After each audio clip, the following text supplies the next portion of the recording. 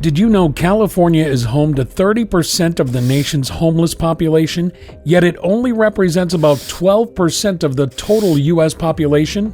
Now, why is that significant? Recently, the U.S. Supreme Court made a landmark decision that directly challenges California's long-standing homeless policies, a change that could reshape the landscape of homelessness across the entire nation. This ruling overturned a previous decision that prohibited cities from enforcing bans on public camping unless they could provide enough shelter beds for every homeless person. For years, this policy has been a cornerstone in states like California, where cities are visibly struggling with ever-growing homeless encampments sprawling across public spaces. Governor Gavin Newsom, a figure often at the center of these contentious policies, now faces a pivotal moment.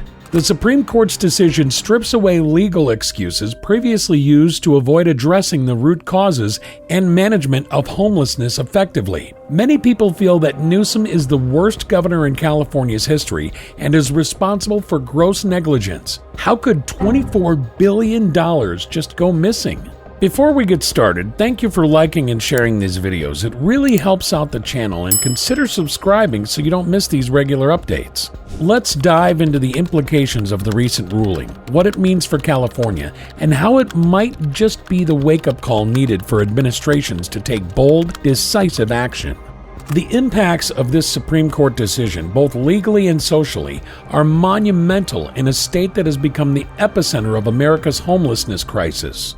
Ever wondered why bustling cities like San Francisco and Los Angeles, known for their iconic skylines and cultural landmarks, are also ground zero for sprawling tent cities and increasing homelessness? In the heart of California, homelessness isn't just a statistic, it's a visible, pressing reality. San Francisco alone saw a 7.3% increase in homelessness from 2022 to 2024, with over 8,000 people living on the streets as per the latest point-in-time count. Los Angeles reports similar trends, with tens of thousands facing homelessness every night. These aren't just numbers, these are people, families, veterans, and youth struggling daily for the most basic human needs. The root of this crisis can be traced back to a pivotal 2018 decision by the Ninth Circuit Court of Appeals in the case of Martin v. Boise. The court ruled that it was unconstitutional to penalize homeless individuals for sleeping in public spaces when no shelter options were available. This decision effectively handcuffed local governments, preventing them from enforcing anti-camping laws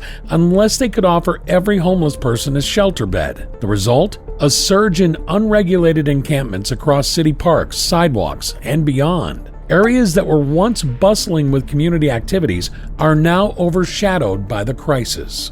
This ruling was meant to protect the rights and dignities of the homeless, a noble cause indeed. However, the unintended consequences have been stark. Cities found their hands tied, unable to improve the safety and cleanliness of public spaces, while also struggling to provide adequate shelter and services. The visibility of this crisis has only grown, with encampments becoming more entrenched and public frustration mounting.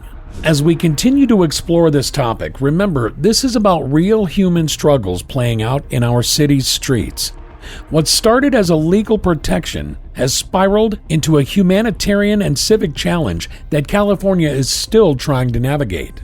Can you believe it? A single Supreme Court decision might just redefine public space in America forever. Recently, the Supreme Court struck down a decision that has been a lifeline for many, but also a significant challenge for cities dealing with homelessness. This case originated from Grants Pass, Oregon, but its implications stretch across every city in the nation. In a decisive 6-3 vote, the Supreme Court overturned the Ninth Circuit's ruling that had prevented municipalities from enforcing bans on public camping. This reversal directly challenges the previously held belief that without sufficient shelter space, you cannot stop people from sleeping in public areas.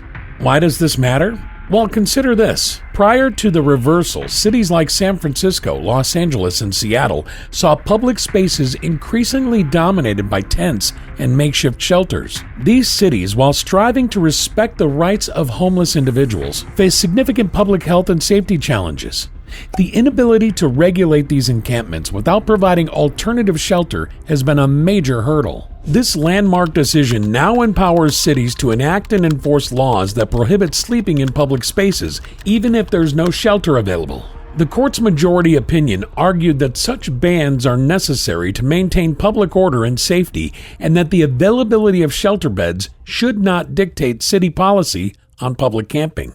The ruling has sparked a wide array of reactions. Supporters say it will help cities regain control of public spaces and reduce the visibility of homelessness, potentially leading to more focused and effective support services. Critics, however, warn it could lead to increased criminalization of homelessness, pushing the most vulnerable further into the shadows without solving the root causes of the crisis. As this decision unfolds, it's clear that while it may provide cities with more legal leeway, the broader challenge of addressing homelessness compassionately and effectively remains unsolved. Cities now face the task of balancing enforcement with the urgent need to expand and improve access to housing and supportive services. This ruling doesn't end the homelessness crisis, but it redefines the tools available to those on the front lines. Imagine this: your city's streets, once clear and open for public use, now lined with tents and temporary shelters. This was the reality for many Californian cities until a recent Supreme Court ruling aimed to change the landscape. Governor Newsom found himself at a crossroads when the Supreme Court dismantled the legal framework he relied on. Previously, Newsom could argue that California's hands were tied due to the Ninth Circuit's ruling, which prohibited penalizing the homeless for sleeping in public spaces when no shelter was available. This stance, while compassionate, often left local governments powerless against the growing sprawl of encampments. Following the Supreme Court's decision, Newsom issued a statement acknowledging the ruling as a clear directive allowing more definitive action to manage public spaces. He emphasized California's commitment to handling the homelessness crisis with dignity and effective support services, highlighting a $1 billion encampment resolution fund aimed at moving individuals from streets to shelters. Many are skeptical about his claims because $24 billion has already gone missing. However, the challenge remains daunting. California, with the highest number of unsheltered people in the U.S., has been under scrutiny for its handling of the crisis. Newsom's administration has spent billions on homelessness, yet results have been mixed at best. Critics argue that while the funds are substantial, the impact is less visible on the streets. The governor now faces the dual challenge of aligning his administration's efforts with the new legal environment. The Supreme Court's decision doesn't just change legal precedents, it tests the balance between enforcement and empathy in policymaking. As Newsom navigates these turbulent waters, all eyes are on California. Will this shift lead to a more managed approach to homelessness, or will it push the vulnerable further into the margins? This is a crucial moment for Newsom and for all stakeholders involved in the homelessness crisis in California. Did you know that the recent Supreme Court decision has sent shockwaves through political circles and among the public alike? This is a major political event that could shift the ground under California's approach to homelessness. The reaction from political figures, especially from the Republican side, has been one of cautious optimism. Republican leaders are highlighting this decision as a victory for public safety and order, emphasizing the need for more robust measures to manage homelessness that go beyond just providing shelter. They argue that this ruling reclaims public spaces for the community at large, potentially reducing crime and health issues associated with sprawling encampments. Public opinion, however, is mixed. In California, where homelessness is most visible, some residents express relief, hoping for cleaner and safer streets. Yet there's also a palpable concern about the potential for increased criminalization of homelessness. Advocacy groups in some public sectors are wary, stressing that without adequate shelter and service, this could lead to harsh penalties for those who have nowhere else to go. This dichotomy between relief and concern is mirrored in social media discussions and town hall meetings across the state. Surveys indicate a deep divide. While some see the ruling as a necessary step to restore order, others fear it's a move away from compassionate solutions aimed at addressing the root causes of homelessness. As this debate unfolds, it's clear that the Supreme Court's decision is more than a legal directive. It's a catalyst for a broader conversation about how we as a society address the complex issue of homelessness. Did you know that 553,000 people are experiencing homelessness on any given night in the United States? What happens when laws shift, allowing cities more freedom to regulate public spaces? This is exactly what we're facing after a groundbreaking Supreme Court decision.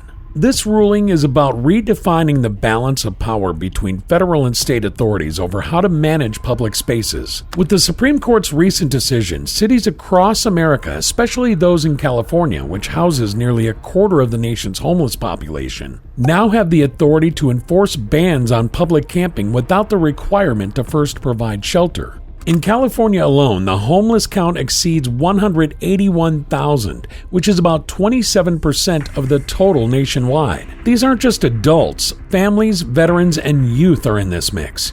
In major cities like Los Angeles, nearly 66,000 people are homeless, representing a 12.7% increase from the previous year. The city has struggled with providing enough shelter space, with only 25% of the homeless population being sheltered.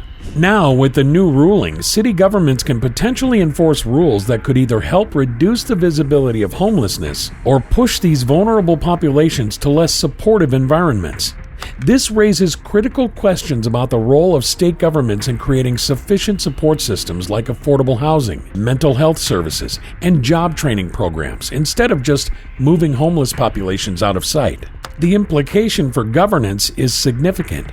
We could see a shift where local jurisdictions enact more stringent measures to clean up streets, but may also face increased pressure to provide alternative solutions that respect the rights and needs of the homeless population. The effectiveness of these measures will heavily depend on the collaboration between state and local governments and their ability to fund and implement holistic solutions that address the root causes of homelessness. This ruling could set a precedent for how other social issues are managed, potentially leading to more state-level initiatives and fewer federal mandates. The decisions made in the coming years will likely reshape the landscape of social governance and challenge our nation's approach to human rights and dignity in public policy. Did you know that despite California spending billions to combat homelessness, the problem continues to grow? Under Governor Gavin Newsom's administration, the state has poured approximately $13 billion into homelessness programs over the past 5 years. But what have these colossal sums achieved? Despite this substantial financial investment, California still leads the nation with the highest number of homeless individuals, over 181,000 as of the last count. This represents nearly a quarter of the entire homeless population of the United States. It's clear that the influx of funds hasn't correlated with the significant decrease in homelessness. In fact, the numbers continue to rise year over year.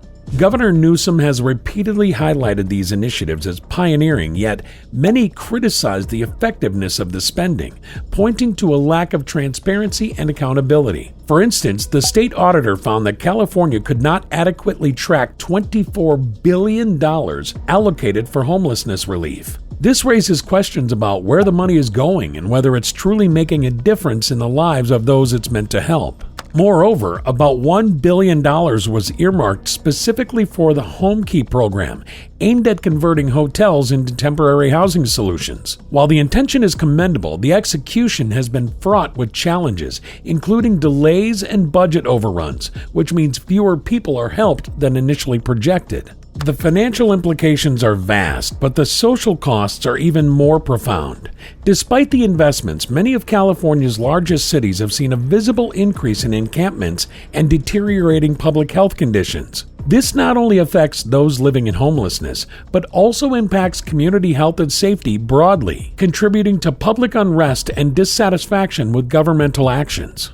Did you know that while California grapples with a homelessness rate that's skyrocketing, Florida has managed to keep its homeless population relatively stable? What's their secret, and what can California learn from the Sunshine State? Florida, despite its high population, reported a homelessness rate that is significantly lower than California's. As of the latest reports, Florida has around 28,000 homeless individuals compared to California's staggering 181,000. That's 6 times less than that in California. So what is Florida doing differently? One key factor is Florida's approach to intervention and prevention.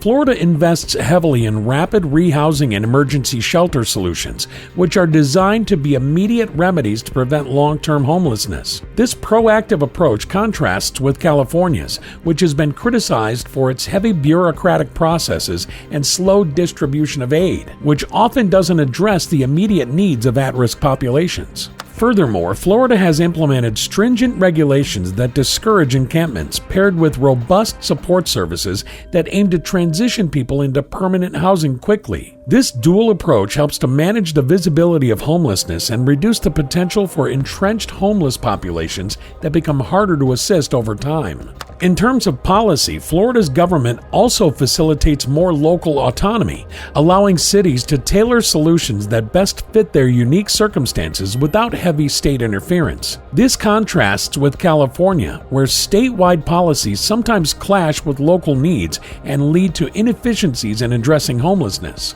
While both states face challenges, Florida's homeless population has decreased by 4% in the past year, whereas California's has increased by 6%. This stark difference highlights the potential benefits of Florida's more flexible and localized strategy. Thanks for watching, and please make sure you subscribe if you enjoyed the video and watch this one as well.